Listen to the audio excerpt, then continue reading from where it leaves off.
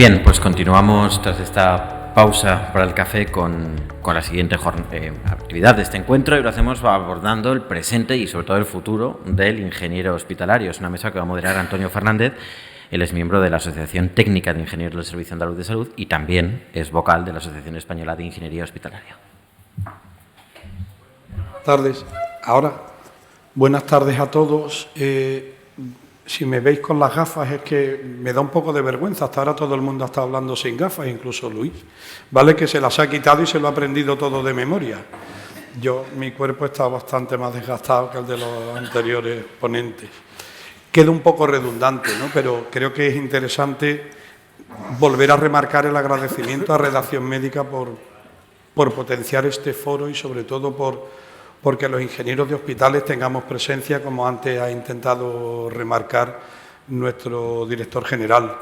Evidentemente, a la Asociación Española de Ingeniería Hospitalaria, de la que formo parte, pues bueno, yo creo que de todos los que estamos aquí presentes he sabido que es un gran motor para mostrar lo que somos y lo que queremos ser. Y bueno, a los partners que nos dan soporte, pues muchísimas gracias y por favor seguid apoyándonos como hasta ahora. Yo creo que este tipo de foros, que creo que estábamos hablando de que era la 13ª vez, 11, yo es que como estoy un poco con la cabeza ida, ¿vale? Pues la 11ª vez, aparte de ser un evento que tiene que servir en cierto modo para mostrar todo lo que son los avances dentro del amplio espectro que es la ingeniería hospitalaria, también creo que esta mesa es muy importante porque creo que también tiene que servir como foro de debate, ¿vale? Para que todos nos demos una pensada de qué pretendemos que sea nuestro futuro partiendo de nuestro presente, ¿vale? A mí me ha encantado antes tener de noticia de primera mano que nos ha transmitido nuestro presidente el peso tan importante que hemos tenido a la hora de marcar lo que son las directrices de lo que pretendemos que sea la ingeniería hospitalaria dentro del marco europeo y dentro de la asociación a la que pertenecemos como Asociación Española, que creo que nos hace mucha falta tener un camino, ¿vale? Después ya intentaremos corregirlo en función de cómo sea el devenir, pero tener un fin es muy importante. Esta mesa va a ser un poco, creo que polémica y disruptora, porque los ponentes que me acompañan, algunos por amigos, porque son amigos y compañeros desde hace años, y otros porque conozco de su buen hacer y de su opinión, va a dar lugar a cierta polémica. El planteamiento de la mesa, también quiero decirlo aquí para que quede constancia, era que estuviera una representación de los profesionales, otra de los colegios profesionales como tal y otra de la Administración. La Administración, por circunstancias que no tenemos conocimiento, bueno, pues declinó su presencia. El planteamiento va a ser hacer un estudio desde lo micro hasta lo macro, ¿vale? Empezaremos con Antonio, al que ahora os presentaré, haciendo una composición del lugar de lo que para nosotros fue un estudio pionero dentro de ATISAS, que es la Asociación Técnica de Ingenieros del Servicio Andaluz de Salud, de cuál era nuestra situación. Después, gracias al apoyo de la asociación, se planteó una encuesta a nivel nacional de cuál era esa misma situación, pero a nivel nacional, que la va a defender Paco, y veréis que de una forma brillante. Y bueno, y después tenemos la suerte de tener a este señor que, bueno, que nos representa como presidente del Colegio General de Graduados e Ingenieros Técnicos, que nos va a plasmar en cierto modo lo que es la postura que tiene el colegio como tal ante el nuevo marco normativo al que nos hemos visto desarrollado. Bueno, yo voy a empezar por presentar a Antonio, que me ha puesto la semblanza con unas letras pequeñas, ¿vale? Entonces me voy a poner la gafa. Sé que lo ha hecho como venganza por la última presentación que le hice en otro evento, Pero bueno, Antonio es ingeniero técnico industrial en electrónica industrial por la Universidad de Cádiz. Tenemos la suerte de que 3 de los que estamos aquí somos de la Universidad de Cádiz y algunos docentes. Es máster en prevención de riesgos laborales y también es experto en Lean Management, ¿vale? Tiene un máster. Tiene una amplia experiencia en el sector de la electromedicina, en el sector privado, en empresas de alto nivel. Ha desarrollado su labor como ingeniero en el Hospital Universitario Reina Sofía, con lo que tiene un amplio conocimiento tanto de la ciudad como del centro hospitalario que hay aquí. Después fue jefe de sección de electromedicina en el área sur de Sevilla y actualmente desempeña su labor como ingeniero en el Hospital Universitario de Jerez y tengo la suerte de compartirlo como secretario de la Asociación Técnica de Ingenieros del Servicio Andaluz de Salud. Así que cuando quiera, Antonio. Muchas gracias. Yo me voy a poner de pie simplemente porque me siento más cómodo. Por el sillón se me queda algo bajito. Y bueno, en primer lugar agradecer la invitación, ¿no?, a participar en este evento y tener la oportunidad de presentar esto que hemos trabajado, ¿no?, a nivel de asociación. Tengo la suerte de poder representar a un grupo de personas a nivel de nuestra región, ¿no?, que tenemos una visión. Y también es muy interesante el nombre de la presentación, ¿no? Ahora la contextualizaré porque realmente presencia de la ingeniería en los hospitales, pasado, presente y futuro. Esto se puede pensar que puede ser 20.000 millones de cosas, ¿no? Entonces, vamos a empezar por ahí, ¿no? Vale. El punto de partida de la presentación, pues la introducción, que va a ir sobre la situación legal, que es inequívoca, ¿no?, de quiénes son los profesionales que tienen dentro de los procesos de los sistemas nacionales de salud, así como dentro de, a nivel de nuestra región, del Servicio Sanitario Público de Andalucía, competencias y funciones dentro del campo de los servicios de mantenimiento e ingeniería. El punto de partida es la orden del 5 de julio del 71, ¿no? Es una orden bastante antigua, de hecho está, muchos pensaréis, derogada, ¿no?, por la ley de 55 de 2003 del personal estatutario, pero es verdad que también esta orden indica, por eso pongo entre paréntesis en vigor aquí en la presentación, que aquellos puestos que no hayan sido actualizados mantienen las funciones descritas en esta orden.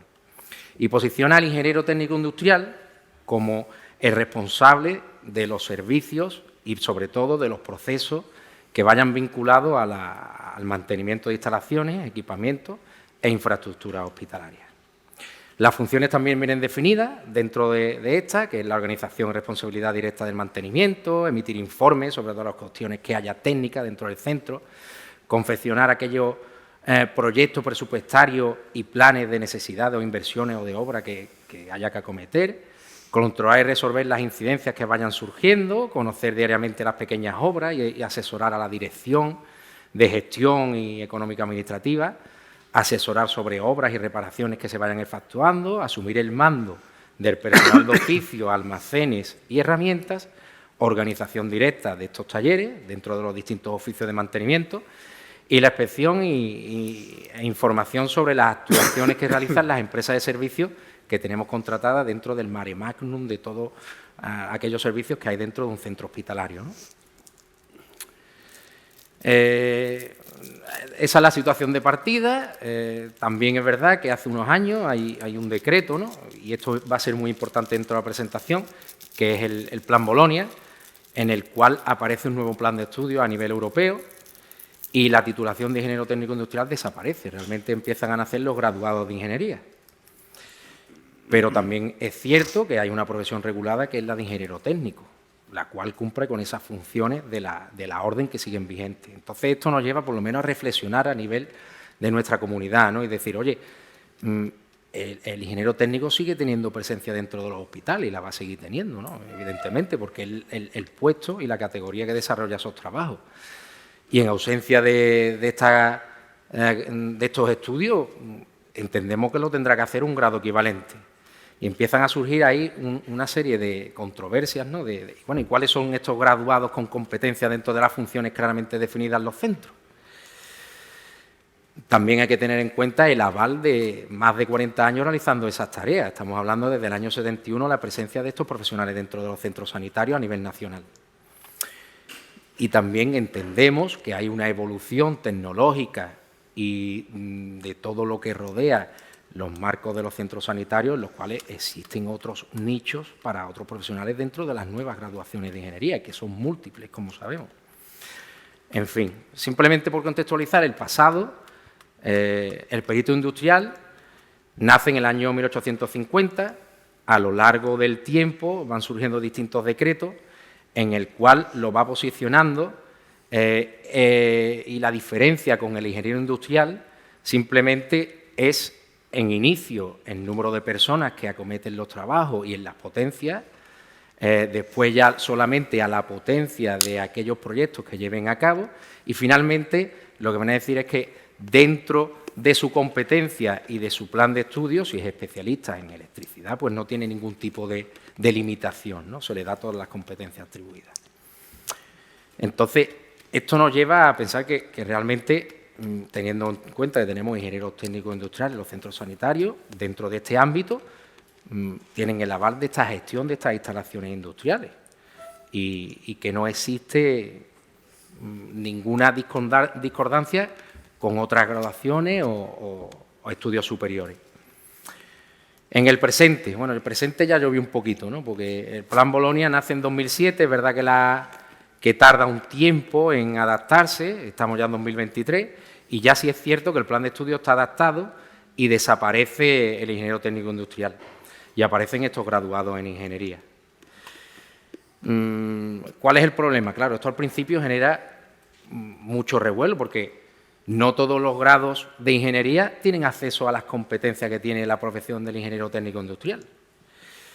Y dentro, encima del marco de un centro sanitario, tampoco entendemos que tenga habilitación para todas o funciones o competencias de las funciones atribuidas en equipamientos, obras, reformas, personales de oficio. No queda claramente definido, ¿no? Nos lanzamos a hacer un muestreo a nivel de nuestra comunidad autónoma en Andalucía y sacamos unos números que están ahí, ¿no? Esto fue fuente propia, lo hicimos poco a poco, contactando con los distintos centros del Sistema Sanitario Público de Andalucía, con todos los hospitales, y el 95% de los gestores de las instalaciones industriales dentro de los hospitales de Andalucía, los que se llaman las personas que trabajan en los servicios de mantenimiento e ingeniería, son ingenieros técnicos industriales. En los servicios de electromedicina, en aquellos que tienen, o aquellos que lo tienen dentro del propio servicio de mantenimiento e ingeniería, un 55,17 eran ingenieros técnicos industriales y había otras categorías como técnicos medios, técnicos en función administrativa, maestros industriales, incluso sus direcciones, ¿no?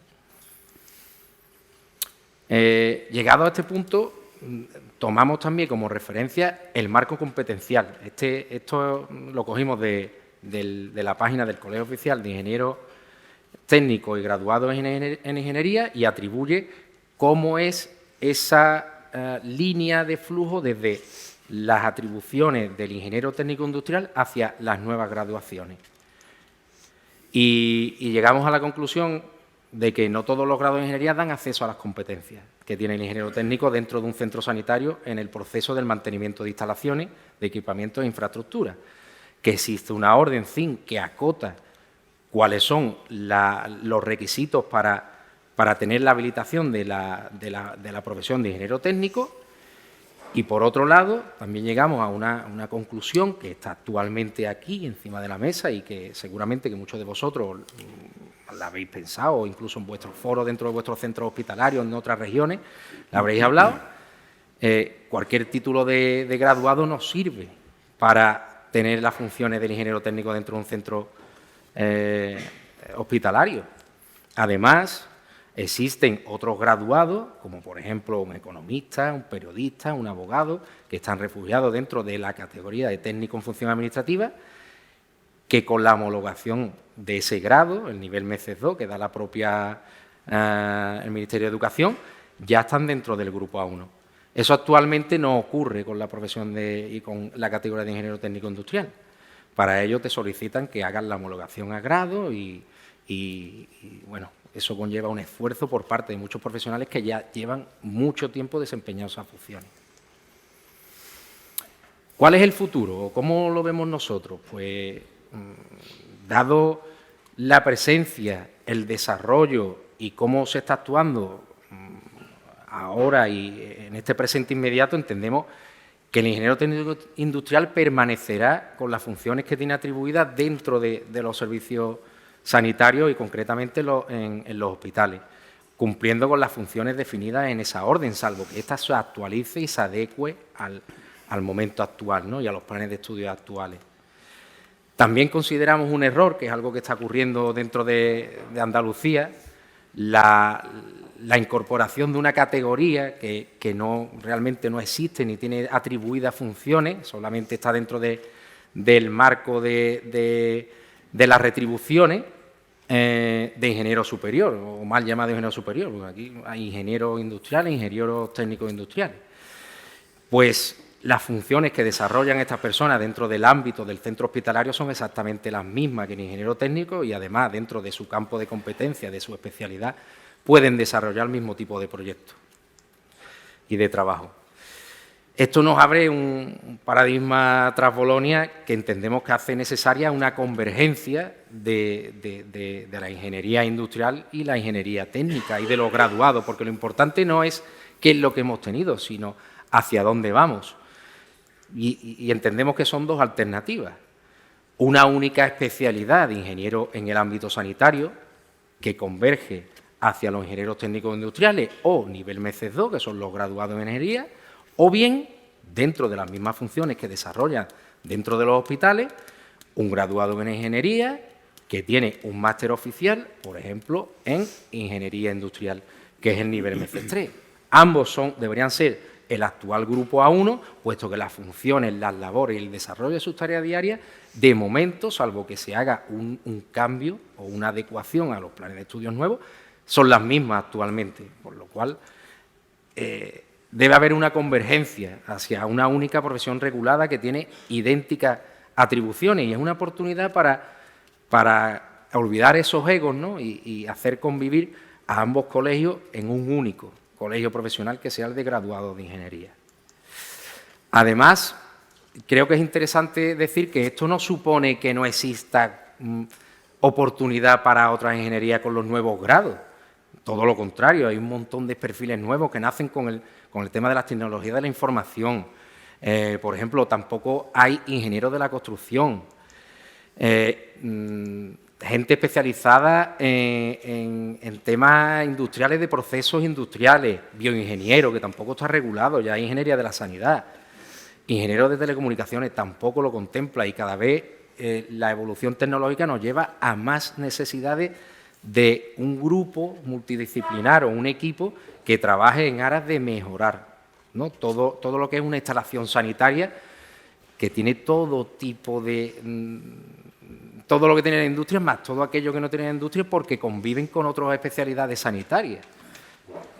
Entonces, por concluir en algo, entendemos que hace falta, lo primero, una regulación actualizada de cuáles son los servicios técnicos, como se hizo en el año 71, definir qué perfiles deberían existir, con qué funciones, con qué atribuciones por parte de la Administración, con todos los puestos de trabajo, que el acceso a los puestos de responsabilidad de tipo técnico no debería recaer en perfiles profesionales de tipo administrativo, puesto que después no tienen ninguna responsabilidad legal con aquellas decisiones que se tomen. La posibilidad de incluir dentro de los distritos de atención primaria la posibilidad de tener ingenieros técnicos, que actualmente no existe, y una convergencia hacia una única ingeniería que nos integre dentro de Europa, una especialidad propia como ingeniero sanitario que albergue todo este nicho de necesidades que tenemos, pero siempre sin entrar en procesos que ya están claramente definidos dentro de los centros hospitalarios, que son las funciones que tienen los ingenieros técnicos industriales actualmente, llámese graduados en ingeniería, con habilitación según la norma CIN 351.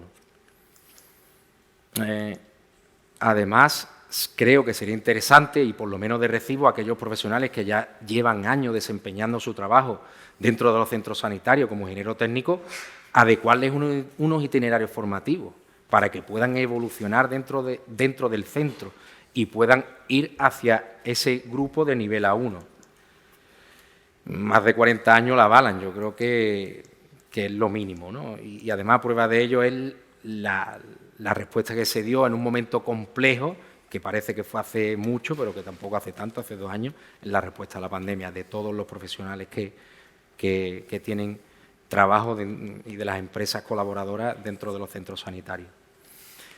La evolución a Bolonia no implica que cualquier grado tenga competencia dentro de un espacio profesional que está claramente acotado, desarrollado y bien definido y actualmente cubierto por profesionales.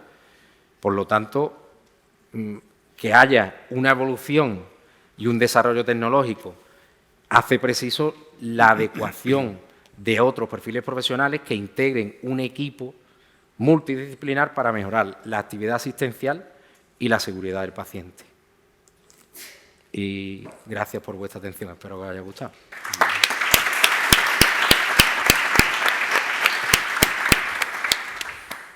Bueno, en un principio, cuando nos reunimos los 4, nos planteamos cómo hacer el tema de la ronda de preguntas. Entonces decidimos que quizá era más interesante esperar que vierais todas las posiciones que se iban a ir mostrando y que al final, bueno, pues con esa noción de la globalidad procediéramos a ello. Entonces, bueno, tengo la suerte de presentar a Francisco Paco Reguera. Yo no sabía ni que se llamaba Francisco Jesús hasta que me han mandado hoy el currículum.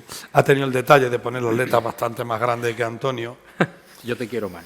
Ahora, cuando os haga la breve semblanza, entenderéis por qué le he pedido a Paco que no le pregunte a la anterior compañera, porque Paco, si hay algo que tiene, es un experto en energías renovables, sabe bastante del tema. Paco es ingeniero técnico industrial y aparte es grado en ingeniería eléctrica por la Universidad de Cádiz. Tiene un máster en prevención de riesgos laborales, pero sobre todo tiene un máster en tecnologías de sistemas de energía solar fotovoltaica y otro en ciclos combinados, cogeneración y sistemas avanzados de generación eléctrica, con lo que creo que le avala con conocimiento suficiente. Actualmente desarrolla su trabajo y tiene la suerte de compartir el mismo centro con Antonio en el Hospital Universitario de Jerez, pero para más INRI tenemos la suerte de que sea profesor en la Universidad de Cádiz en el Departamento de Ingeniería Mecánica e Ingeniería Eléctrica. Y veréis lo riguroso que va a ser ahora a la hora de analizar los datos de esa encuesta, que bueno, que sé que hemos sido muy pesados desde la Asociación Española de Ingeniería Hospitalaria, pero creo que necesitábamos tener una base de datos lo suficientemente potente como para poder hacer presentaciones de este tipo. Cuando quieras, Paco. Muchas gracias. Por favor.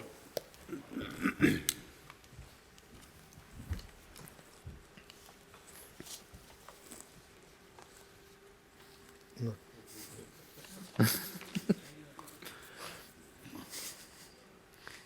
Eso lo han puesto, Paco, para que te sientas seguro. ¿Has visto la Sobre seguridad? sobre todo eso. Vale. Bien. Buenas tardes a todos. Antes de nada, agradecer a Antonio la presentación.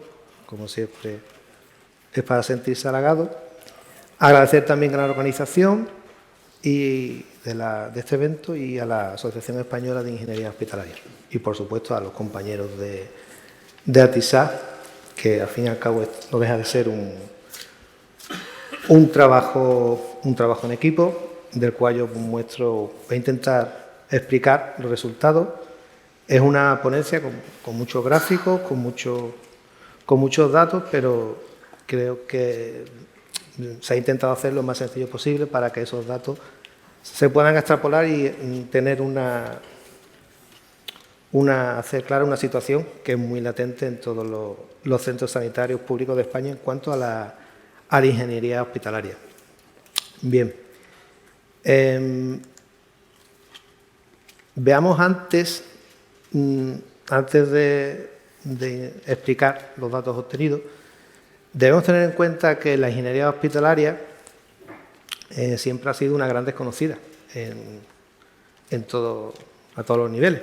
Históricamente no se conocía o no se sabía qué hacíamos los ingenieros en un ámbito sanitario, ¿no? Porque llamaba la atención. Nadie conocía nuestro trabajo. De repente llega una pandemia y fue necesario realizar multitud de instalaciones de todo tipo, de toda clase y de manera urgente y emergente. Y en ese momento sí nos dimos a conocer, ¿vale? De manera brillante. Ya nos conocían. Ya se sabía que estábamos. Sin embargo, era necesario saber cómo estábamos. Por ello, por parte de la Asociación Técnica de Ingenieros de Servicio Andaluz de Salud, pues se realizó la reflexión de plantear una encuesta a nivel estatal para, por lo menos, tener una foto fija, aunque fuera borrosa, de la situación de la ingeniería hospitalaria, ¿no? El estado del arte de la ingeniería hospitalaria, cómo nos encontrábamos y, por supuesto, también haciendo énfasis en la carrera profesional del ingeniero técnico industrial dentro de la ingeniería hospitalaria. Y de ahí sale la encuesta, ¿vale?, que se realizó.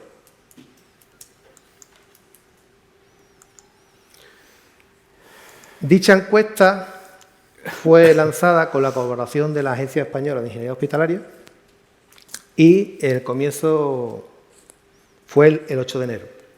Ha estado abierta hasta el 30 de mayo. Se han obtenido 131 registros válidos, con los que se han exportado y explotado los datos, lo cual nos ha llegado a obtener, hemos podido obtener datos del 84% de las comunidades autónomas, el 60% de las provincias y el 18% de hospitales públicos, que puede parecer una cifra baja, pero eso supone en torno a 70 centros hospitalarios. Tenemos datos de 70 centros hospitalarios. Bien, veamos a continuación cada una de las secciones en las que se dividió la encuesta. Preguntamos sobre el tipo de nombramiento que tenía ese profesional de la ingeniería, entendiendo nombramiento como la relación contractual entre el profesional y la administración. Como podemos ver, un 66%, es decir, una amplia mayoría de los encuestados tiene el nombramiento de ingeniero técnico industrial. ¿De acuerdo? Luego tenemos también la ingeniería industriales y la ingeniería superior, que ocurre, por ejemplo, es una nomenclatura propia del Servicio Andaluz de Salud. Y ya como otro tipo de nombramiento situamos los técnicos de función administrativa y los técnicos medios de gestión de función administrativa. Se preguntó sobre la formación académica de base y obtuvimos esos datos. Un 74% es ingeniero técnico industrial o el grado habilitante correspondiente. ¿De acuerdo? Ahí podemos ver que en el máster habilitante, ahí en ese dato no se tiene en cuenta aquellos profesionales que obtuvieron el máster tras grado habilitante. Serían profesionales que tuvieron el máster o la ingeniería industrial sin paso por grado en ingeniería técnica industrial. ¿De acuerdo? Ahí se puede ver el trasvase que se produce porque la cifra de ingenieros técnicos industriales como formación académica es menor que como nombramiento. ¿Por qué? Porque puede haber un trasvase de profesionales que, aunque sean ingenieros técnicos industriales, están nombrados en otra categoría. ¿De acuerdo? O, por ejemplo, ese grado, ese ingeniero técnico industrial, obtiene el máster habilitante y ya está como ingeniero o ingeniero superior. De ahí ese desfase entre los dos datos. También se lanzaron preguntas para conocer el nivel formativo de los profesionales, de los encuestados. Y se obtuvo que al menos, que un 63% de los profesionales poseen al menos un máster oficial. Eso nos indica el alto nivel formativo y de especialización que tiene el sector.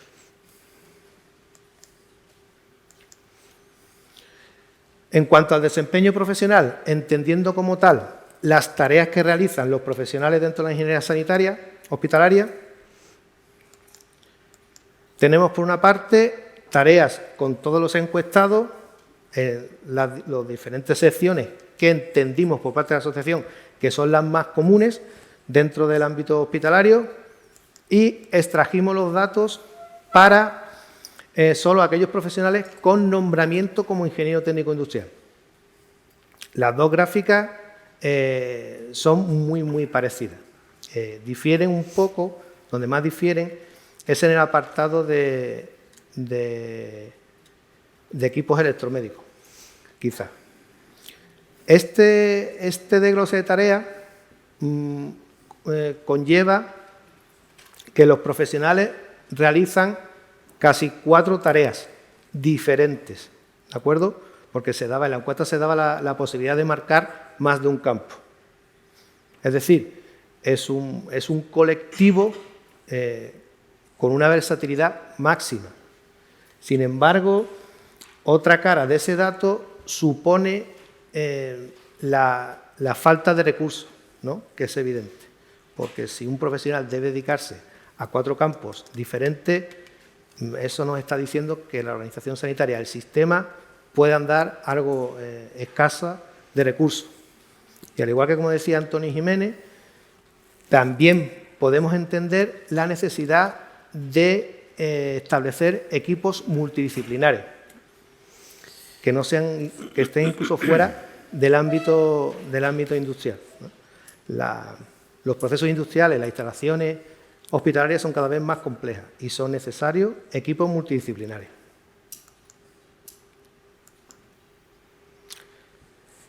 Cuando también se encuestó a aquellos profesionales, a aquellos centros donde había más de un ingeniero técnico industrial como nombramiento, para conocer cómo se repartían las tareas, ¿no?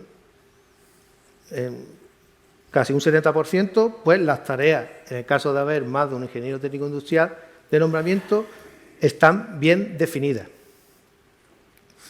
¿Cómo se definen esas tareas? Pues, como han dado los resultados, lo más lógico es establecerlo por especialidad de disciplina. Más de un 70% de los encuestados respondieron que se hace de esa forma. Quizás sea la forma más coherente de repartir las tareas dentro de una organización hospitalaria, siempre que se tengan los recursos necesarios. Si no, hay que acudir a otro tipo de reparto. Otra cuestión que genera también mucha controversia es la realización de las guardias técnicas, ¿vale? Las guardias técnicas que realizan los profesionales de la ingeniería dentro de un centro hospitalario. Por una parte, se preguntó si dichas guardias eran obligatorias,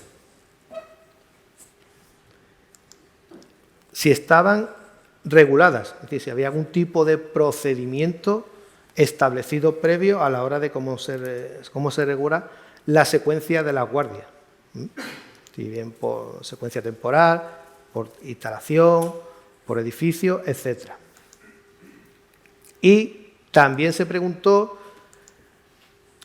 si esas guardias conllevaban presencia física. Y ya como última pregunta en cuanto a guardias técnicas, y la que también un ámbito de mucha controversia, es si esa guardia técnica que es presencial tiene precio diferenciado. Y la respuesta fue, como pueden ver, mayoritariamente que no tiene precio diferenciado. No se paga diferente si se está localizado o si se hace presencia física en el centro sanitario.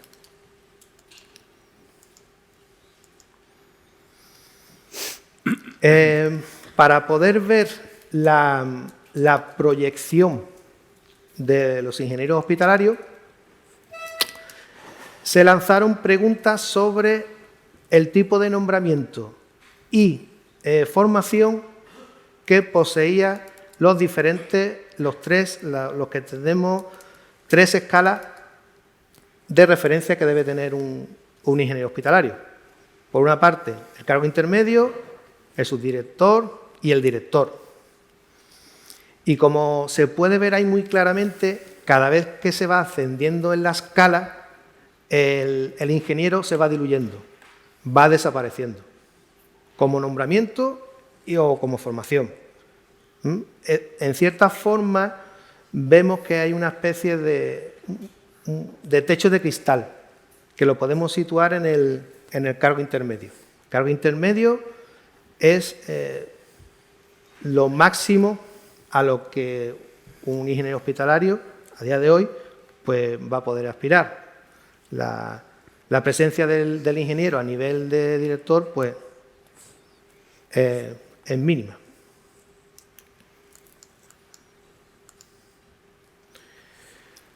Para terminar con la carrera profesional, sobre los ingenieros técnicos industriales, es decir, aquellos profesionales que están nombrados como ingeniero técnico industrial, tenemos esos datos que nos indican que el 77% han llegado a cargo intermedio y solo un 23% ha llegado a directivo, bien sea subdirección o dirección, ¿no? Este dato también corrobora la escala que anteriormente se ha mostrado. Y relacionado con la promoción a nivel A1, también una cuestión de mucha controversia en la actualidad, pues se indagó sobre la posibilidad en el centro hospitalario de promocionar a uno con el grado habilitante. Y la respuesta mayoritaria, con más de un 80%, fue que no es posible a día de hoy en el centro sanitario promocionar a uno desde grado. ¿Cuáles son las conclusiones de todos estos datos que podemos extraer? El ámbito industrial es el predominante en la ingeniería hospitalaria, ¿vale?, tanto como formación como en nombramiento. El nivel formativo de los profesionales que se dedican a la ingeniería hospitalaria es muy alto y muy especializado. El desempeño profesional, es decir, ejecutar todas las tareas, las diversas tareas, conlleva un ingeniero hospitalario muy versátil. En cuanto a las guardias técnicas, decir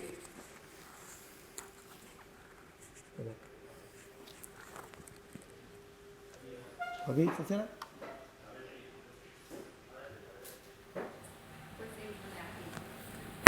En cuanto a las guardias técnicas, pues falta una regulación, la falta de regulación es evidente, sobre todo lo relacionado con la presencialidad. Yo voy a terminar.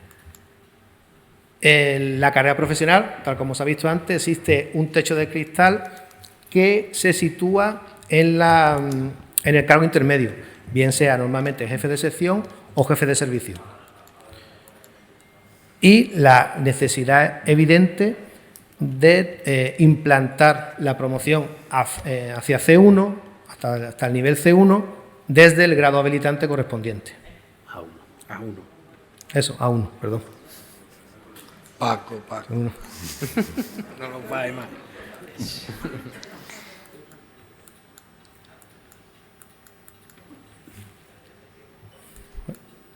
Y ya finalizada la presentación. Muchas gracias. Venga.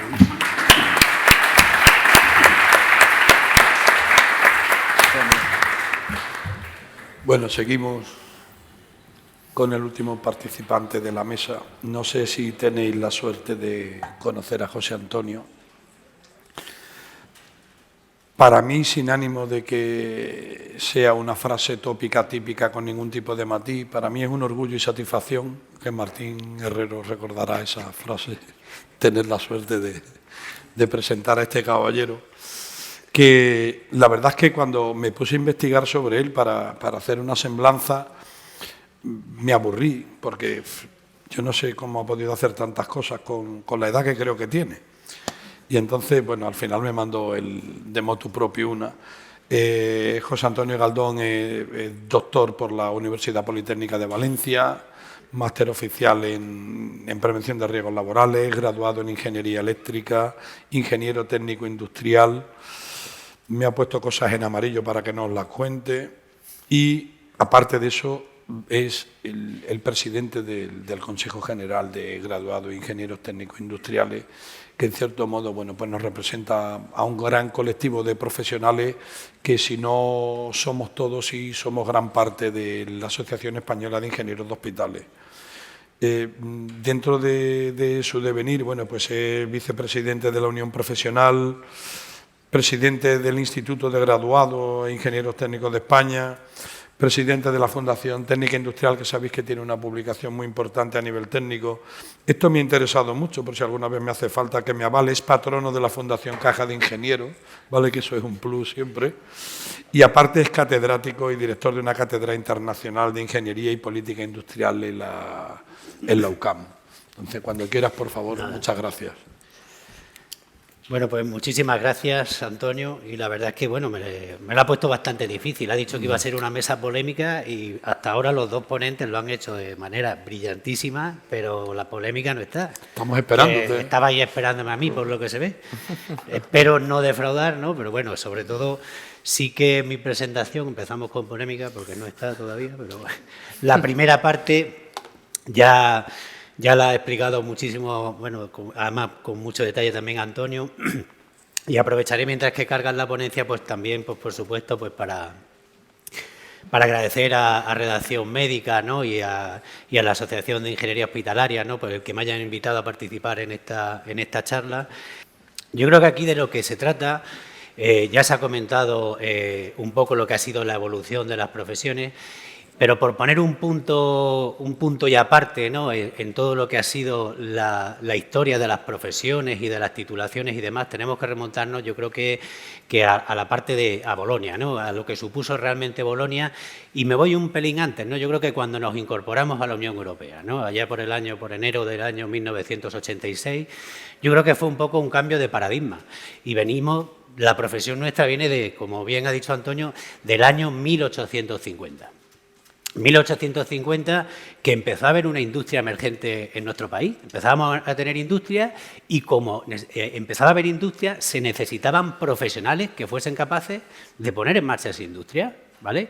Y a partir de ahí nacieron nuestras profesiones. Por aquello entonces, nosotros los ingenieros técnicos éramos ingenieros de segunda y estaban los ingenieros superiores, que se llamaban en aquellos entonces, sí que eran ingenieros superiores, y además se llamaban así, ahora no, pero por aquello entonces eran ingenieros de segunda, ingenieros de primera, algunos en química, en electricidad y otros ya posteriormente se fue evolucionando. ¿Qué quiero decir con esto? Que nuestra profesión desde siempre ha tenido que ir evolucionando y luchando, y por no entretenerme mucho, ha pasado por numerosas etapas y se han conseguido muchísimos avances, sobre todo en materia de atribuciones profesionales, de capacidad profesional, precisamente por virtudes que se han comentado hoy aquí. Una muy importante, la versatilidad, y otra, también importantísima, la formación continua y permanente a lo largo de la vida. ¿Y qué ha hecho eso? ¿Cómo se ha conseguido todos esos avances? Precisamente demostrando. A nosotros nadie, como profesión, a la ingeniería técnica, nunca nadie le ha regalado nada. Todo ha tenido que ser a base de demostrar quiénes éramos capaces de hacer, y hasta donde hemos llegado ha sido precisamente por eso. Lo que quería comentar en esta charla, ¿no? Yo creo que era la parte importante, era que no hemos sido capaces, sobre todo la función pública, la administración y las universidades y también muchos los corporativismos profesionales, no hemos sido capaces de realmente implementar lo que significaba Bolonia. Y cuando hemos dicho antes de abrirnos a Europa, cuando lo primero de las 4 libertades más importantes que se ponían en marcha con nuestra incorporación en la Unión Europea era precisamente la libre circulación de mercancías, de capitales, de personas y de profesionales y servicios, ¿no?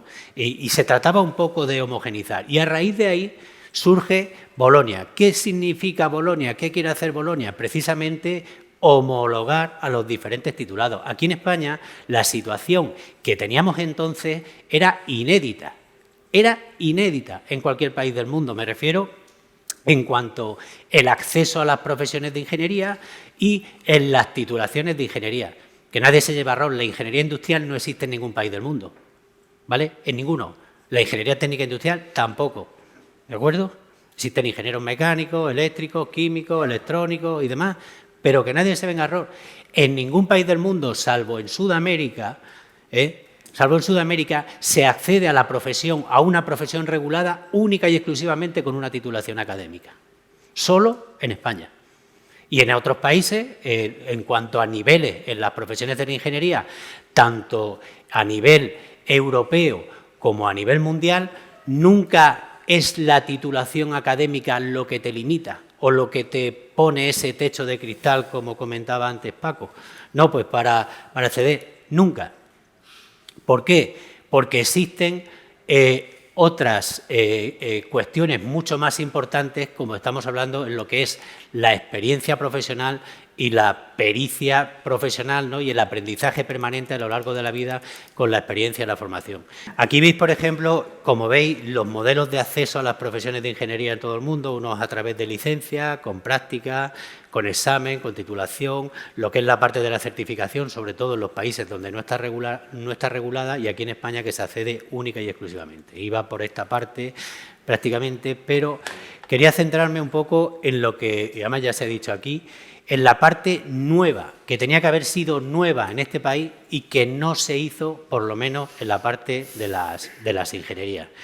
Cuando se surge la Declaración de Bolonia, que como hemos dicho anteriormente, era de lo que se trataba de hacer un marco que fuese comparable, ¿no?, entre todos los países, cuando hubiese movilidad entre profesionales, estudiantes, todos con los mismos créditos ECTS, no con los antiguos LRU, ¿no?, para que pudiésemos realmente tener ese espacio único donde poder desenvolvernos a nivel profesional y sobre todo también personal. Pues aquí se trataba, lo que era la teoría, era de que con todas las titulaciones pre-Bolonia, que como hemos dicho anteriormente son y siguen siendo inéditas a nivel tanto europeo como mundial, iban a surgir unas titulaciones nuevas, totalmente nuevas. Tenía que haber una ruptura total, algo que como veréis posteriormente no se ha hecho. Esa ruptura total se puso en marcha y de hecho salieron las titulaciones de grado, que lo dice bien claro, tanto el Real Decreto 1393 del 2007 como el actual 822, ¿no?, del 2021, que se ha reformado, y os podéis imaginar cuántas reformas hay, ¿no?, en este sentido, que los grados son de formación generalista y tienen que ir destinadas a actividades de carácter profesional. ¿Vale? Con un grado universitario lo que te tiene que dar es acceso a la profesión y punto. Y a partir de ahí vienen los másteres, que en ese sentido son de especialización académica, de inicio a la investigación o posteriormente los doctorados como investigación. Y eso se trató de trasladar, como así se hizo, al ámbito de la función pública a través primero de la Ley 7/2007 o del Real Decreto Legislativo 5/2015, al final por el que se pone en marcha el Estatuto Básico del Empleado Público. Y esa era la teoría, que en definitiva el grado iba a dar tanto acceso al grupo A1 como al grupo A2 y que la única diferencia era el nivel de responsabilidad y las pruebas de acceso, algo que puede parecer hasta incluso justo, ¿no? Yo creo que al final es justo, cada uno puede acceder a los dos sin límite, pero en función de su responsabilidad y de las pruebas de acceso, pues tendrá un grupo A1 o un grupo A2. ¿Vale? Perfecto. Y luego, lo que sí que te dice también el artículo 76 del EBEP, que para exigirte una titulación académica diferente a la de graduado, tiene que haber una ley que diga que se tiene que exigir esa titulación. Y ahí es donde empieza un poco el desconcierto. Y esa es la parte de la teoría, y ahora vamos a la realidad. Y aquí empieza un poco ya la polémica. Y empieza la polémica, ¿por qué? Porque lo que ha pasado con las licenciaturas y con las diplomaturas, que se han unido todas en un grado de forma muy habitual y muy normal y muy cotidiana, y hasta incluso han colaborado en las propias universidades, no ha pasado lo mismo con la ingeniería y con la ingeniería técnica, todo lo contrario. Y aquí hay muchos agentes que han intervenido y que realmente creo que han puesto piedras en el camino para que esta situación que se ha comentado aquí, de que hubiese una única ingeniería, de que confluyésemos todos a una única profesión y demás, hubiese sido posible. Las primeras y las grandes culpables, las universidades. Y ya empezamos con la polémica, las universidades. ¿Por qué? Y sobre todo por intereses que al final también son corporativistas, que están dentro de las universidades, y otros intereses mayores todavía es por el hecho de tener alumnos más tiempo. Claro, ¿a quién le interesa que tenga un alumno 4 años si lo puede tener 6? Pues bueno, yo lo tengo 6, tengo más recursos, tengo más estudiantes, tengo más alumnos, vale. Y aquí entramos en un punto en el que yo además soy muy crítico en ese sentido, sobre todo con las universidades politécnicas, ¿no?, que son las que tenían las antiguas titulaciones de ingeniería.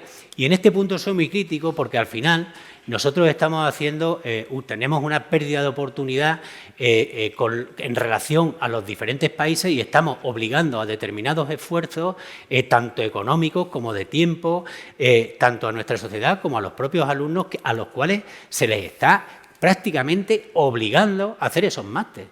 No os podéis ni imaginar los cambios normativos que han tenido que hacer las universidades. Ahora ya te permiten, sin haber terminado el grado, poder matricularte en el máster. Ahora ya te permiten que el primer curso, cuando te matriculas el primero de grado, ya te puedes matricular en el máster. Todo lo que están haciendo, lo que yo le llamo siempre ingeniería financiera, ¿no?, que se hace en la universidad, todo eso es lo que están haciendo ahora mismo, modificando eso. Y claro, al final yo siempre digo lo mismo. ¿Cómo es posible que los mejores títulos de ingeniería que se imparten en el MIT de Massachusetts, en Oxford, en Cambridge, en Stanford, son titulaciones de 4 años y aquí en España tenemos que hacer titulaciones de 4 más 1 o más 2? ¿Por qué? Claro, hay algo que no les gusta muchas veces a los rectores cuando lo escuchan. No, porque les digo, oye, hay dos cuestiones. Una, que no lo creo, que los españoles seamos más tontos y necesitamos más años para ser ingenieros. Y otra, que ya no lo sé, que las universidades enseñen peor, ¿vale? Y aquí tenemos ya un problema, porque son las propias universidades las que están diferenciando.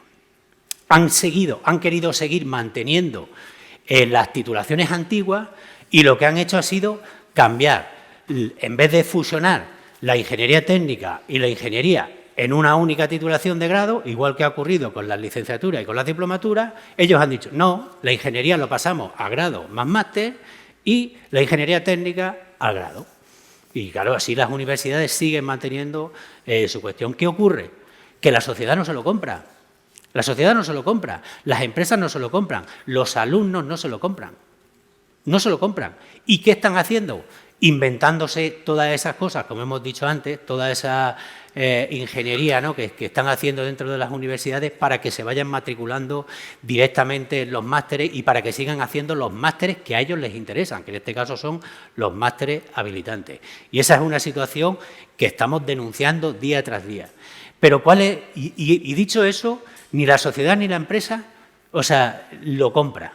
La sociedad y la empresa quiere graduados y, de hecho, yo tengo que decir, además, datos muy positivos de lo que son los graduados en ingeniería a través de nuestro portal de Proempleo y demás.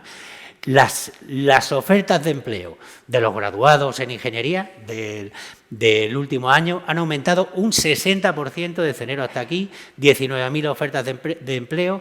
La gente, como os podéis imaginar, ¿quién va a estudiar un máster si tiene trabajo cuando acaba el grado? Pues nadie. Dice, ya estudiaré luego un máster de especialización en la parte que a mí me corresponda y esa parte la deja de lado y están solo haciendo el grado. Por eso cada vez hay menos estudiantes de máster.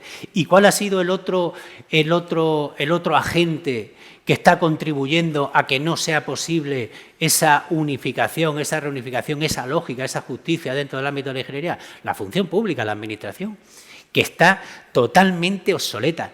Es que estoy cansado, estamos denunciando día tras día que siga habiendo todavía cuerpos de ingenieros superiores. Oiga, mire usted, los cuerpos de ingenieros superiores, lo acabamos de decir, son del 1850. ¿Saben cuándo es eso? El año siglo XIX, mitad del siglo XIX. Desde el año 1970, con la Ley General de Educación, las titulaciones, las ingenierías técnicas pasaron a ser titulaciones universitarias, también superiores. ¿vale? Hay sentencias del Tribunal Supremo que dicen que no se puede utilizar el término ingeniero superior ni ingeniería superior, que son ilegales. Hay certificados del propio Ministerio de Universidades que dicen que no. La carta del propio Carlos Lesmes como presidente del Consejo General del Poder Judicial y del Tribunal Supremo diciendo que no se utilice y que le va a decir también a los jueces que no utilicen esa expresión. ¿Y qué ocurre? Que la Administración le da lo mismo. Ella sigue a su ritmo, ella va tranquila, no cambia. Si al final sabéis cómo funciona mucho la Administración, que vosotros la conocéis perfectamente, va muy pausada. Pues siguen todavía en esa situación. Pero también es desagradable que te llamen titulado de grado medio, titulado medio o medio titulado. Eso ya por ahí no pasa. Es vergonzoso. Todo eso hay que denunciarlo todos los días. Ya está bien, que somos todos titulados y además superiores, que somos ingenieros, ¿vale? ¿De acuerdo? Somos ingenieros. Aunque aquí en España seamos ingenieros técnicos, cuando salimos fuera somos ingenieros, a secas. Y tenemos que quitarnos también ese complejo. Y ya está bien. Y todo eso, por eso yo siempre digo que al final la administración pública, la función pública, es la que realmente está contribuyendo a que esto siga así, la que no pone cordura a esta situación. Al final te das cuenta, vamos, lo que pone aquí un poco, que la función pública va hacia un lado totalmente diferente hacia donde avanza la sociedad. Una función pública retrógrada, sectaria, involucionista, indolente, inercial, titulosis, o sea, porque al final la titulosis, hay titulitis, no, aquí lo que hay es titulosis, es enfermizo.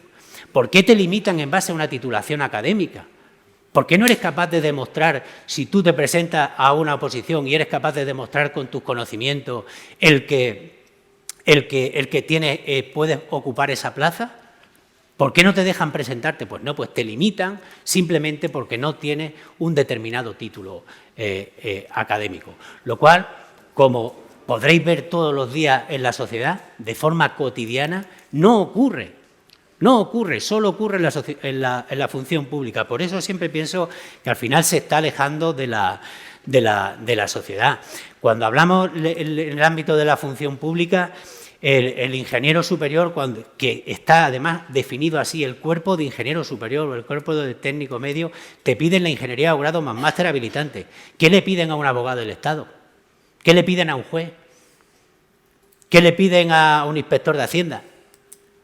Que se ha graduado. A un juez le piden que se han graduado.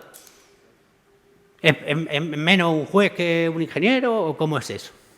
¿Es nuestra función menos? ¿Por qué existe esa diferencia en las plazas de unos sitios a otros? Podéis imaginaros. Muchas veces corporativismo rancio. Cuando decía esto, el tema de las denominaciones clasistas de los cuerpos de ingenieros superiores, la denominación de ingeniería superior, yo sí que os pido que ese tipo de cuestiones se eliminen. La administración pública obvia cualquier referencia a los niveles de cualificación y las competencias, ni los MECES, ni el EQF. ¿Qué es el EQF? El European Qualification Framework, ¿no? Las competencias y capacidades que tiene cada uno. Y están asignadas. Y lo ha comentado Paco en su estudio. El 60 y tantos por ciento, 62, 63% de los ingenieros técnicos tenían un máster, ¿no? Si tienen un máster universitario oficial, eso es MECES 3 y EQF 7. ¿De acuerdo? ¿Y qué es lo que tiene un ingeniero industrial? MECES 3 y EQF 7. Al final son las mismas competencias y cualificaciones, o por lo menos el mismo nivel de competencias y cualificaciones, porque luego ya la experiencia de cada uno va en lo que cada uno es capaz de hacer. Aquí no se considera la carrera profesional o aprendizaje permanente a lo largo de la vida. Un minuto que tengo para la fábula del ingeniero del tornillo, yo creo que todos la conocéis, ¿no? Un poco, pero al final es una historia real. No sé si a principios del siglo XX Henry Ford fue a poner una factoría, ¿no?, de fabricación de coches y el generador le fallaba, ¿no? Y no sabían, los mejores ingenieros iban allí y al final tuvo que recurrir a Charles Steiner, ¿no?, que era un ingeniero que se acababa de jubilar, pero era el que lo conocía todo. Entonces, bueno, lo llamó Henry Ford. Charles, oye, por favor, ¿me puede ver a ver dónde está el problema del generador? Porque tengo que poner la fábrica en marcha y no es posible. Y entonces, pues, bueno, pues le dijo, dice, me tenéis que traer una cama, una escalera, un metro y una tiza. Pues nada, lo dejan esa noche allí, este Charles está escuchando el ruido del generador y tal y demás. Al día siguiente se levanta, bueno, me tenéis que desmontar el lateral, traerme la escalera y contarme 12 metros en la bobina y a partir de aquí cortarme el bobinado. Entonces, bueno, y le hizo la marca con la tiza donde tenían que cortar el bobinado y al día siguiente, pues nada, pues resulta que funcionaba de maravilla. Estaba Henry Ford súper contento, dime cuánto te tengo que pagar, mándame la factura. Al día siguiente, $10.000. Henry Ford ve la factura, imaginaros, $10.000, 1930 o por ahí. Y le dijo, lo llamó, dice, oye, ¿no te importaría especificarme, ¿no? La factura, por qué son los $10.000? Pues, total, que le mandó la factura, le dijo, $1 hacer la marca de la tiza, $9.999 saber dónde hacer la marca de la tiza, ¿no? Pues eso vale dinero, eso vale dinero. Y eso es lo que no somos capaces de valorarlo. Y aparte también que se tiene que hacer un mantenimiento continuo a lo largo de la vida, un desarrollo profesional que realmente te haga que se ponga en valor el que alguien está ejerciendo la profesión. He puesto aquí una foto de que, bueno, ¿quién se dejaría operar sin un cirujano, ¿no?, que lleva 20 años sin operar o no se forma en las nuevas técnicas? Aquí en España, como hemos dicho antes, tú tienes el título universitario y tú puedes ejercer la profesión cuando quieras. Nadie te pide nada. Nadie te pide nada. Aunque estés 40 años sin ejercer la profesión, puedes ejercerla al día siguiente. Eso es algo que en otros países tampoco pasa, ¿no? Y al final lo que hemos dicho que sobre todo lo que es la función pública es anticompetitiva, lejos de lo que está en la propia sociedad.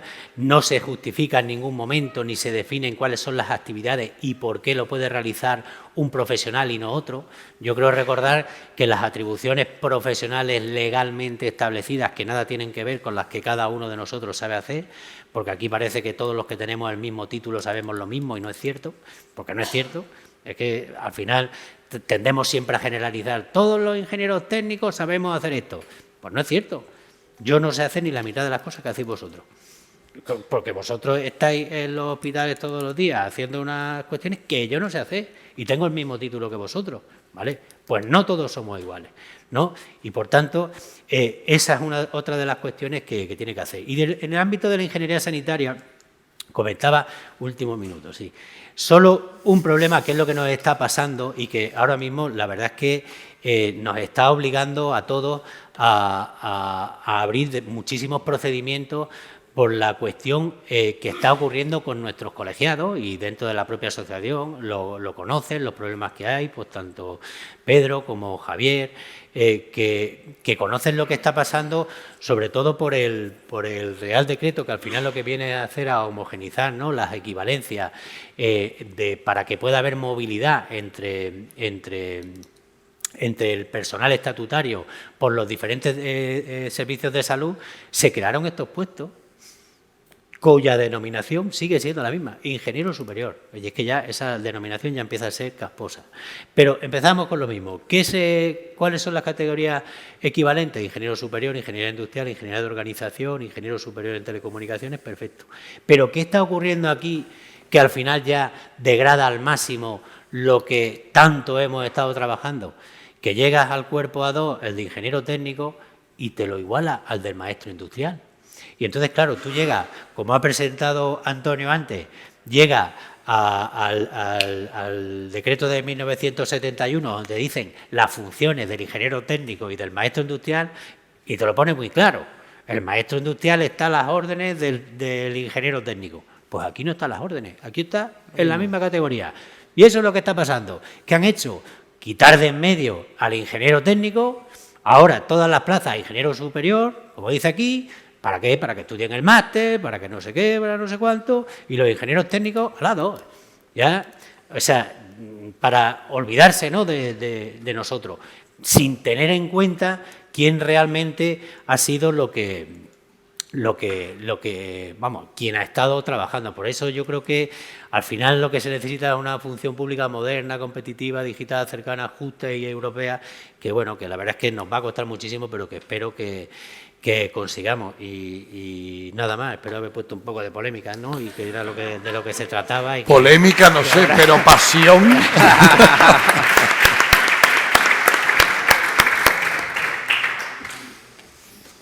Bueno, ¿tenéis alguna pregunta No después de José Antonio? No creo, ¿no? Que nadie lo pregunta. Solamente una cosa que yo creo que es de interés y que la evolución, yo creo que ahora estamos metidos en otra nueva evolución, pero yo que soy bastante mayor, posiblemente el mayor de todos los que estamos aquí, cuando yo hice las prácticas como ingeniero naval, estudié navales, estuve en la factoría de Manises, en Quart de Poblet, Valencia, haciendo un motor. Un motor que tenía 34.000 caballos, o sea, no era ningún bichico pequeño, ¿no?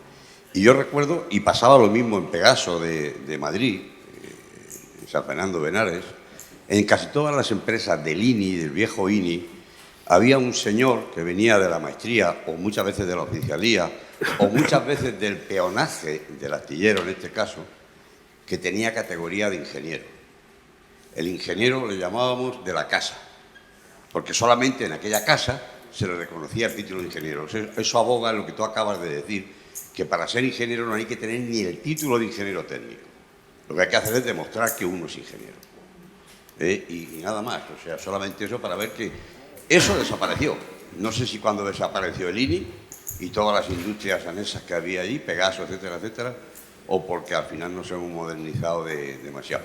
Y la única cosa que yo diría es que cuánto de culpa tenemos los propios ingenieros, y yo me he encontrado, y también soy muy mayor para eso, yo me he encontrado en este sector nuestro con ingenieros, abro comillas, superiores, que nos miraban un poco por encima del hombro a los que éramos técnicos, compañeros, Pues sí, por desgracia. Y eso forma hoy parte del colegio de ingenieros. Y por desgracia sigue ocurriendo, y la verdad es que no tiene mucho sentido en una sociedad moderna del siglo XXI. Y yo además, bueno, aparte de que pertenezco a European Engineers Europe, que es la antigua FEANI, ¿no?, la Federación Europea de Asociaciones Nacionales de Ingeniería, y tenemos ahora mismo lo que es el EURIN, ¿no?, el Euroingeniero, el EURIN 2.0, que permite precisamente lo que usted ha comentado, o sea, que alguien, pues primero, se homogeneiza, hay un único ingeniero, que de hecho, ¿qué ocurría? Que cuando tienes una titulación de 4 años, con 3 años de experiencia, con 7 años, eres ingeniero. Cuando tienes una titulación de 5 años de ingeniería, pues con 2 años de experiencia, eres ingeniero. Pero además también se puede acceder a ser euroingeniero sin tener el título de ingeniero, demostrando experiencia. Bueno, creo que como vamos a tener la suerte ahora dentro de un rato de poder estar en el cóctel, y creo que vamos muy justos de tiempo y nos han puesto último minuto, me mandan WhatsApp ya amenazantes, ¿vale? Y encima los que vienen después también, bueno, pues tienen cierta ascendencia sobre mí. Yo creo que sería importante, habla mi gerente, creo que sería importante, ¿vale?, que diéramos por finalizada la mesa, si os parece correcto. Correcto. Bien, y simplemente hacemos un receso. En 5 minutos continuamos ya con la que será la última actividad de esta primera jornada.